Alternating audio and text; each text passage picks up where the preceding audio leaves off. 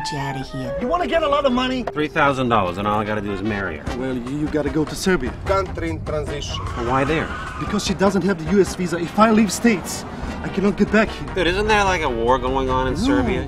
Film Here and There is almost 5 years in the making. Somewhat the base for the story is my own experience as a man with a van in New York City, doing that for 4 or 5 years while studying film at City College. Always knew that that's a good base for a story, for New York story, where you connect different people, different destinies of immigrants and native New Yorkers, or happy New Yorkers, unhappy New Yorkers. And so that was a base, and of course the rest was a fiction. So the story is Robert, played by David Thornton, is a disillusioned middle-aged New Yorker who gets catapulted to Balkans, to Belgrade, Serbia, to earn some fast cash by marrying somebody for US immigration papers. But he finds something else there. So it's somebody characterized it as a deadpan romantic comedy, which I like the term.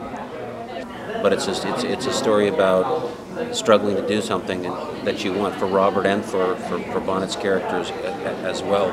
And in some ways, you know, when everybody is kind of an immigrant, whether you're like a struggling actor, you know, trying to get your foot in the door, or a struggling filmmaker, or a struggling journalist, or a struggling, you know, architect, or just someone who's struggling to get into the country. They're different, you know, and I'm not sure you can compare the two, but there's a thread of emotional, I think, connectability there. Can we still get married now, and we will pay you in New York?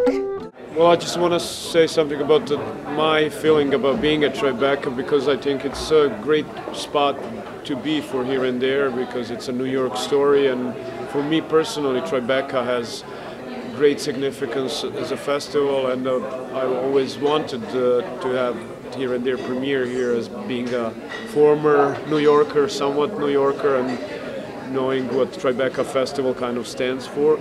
And we got so far, really, it proved to be a perfect place. We had sold out. I wish we had a much bigger venue. We had a sold out, like right away sold out, all the screenings and the premiere.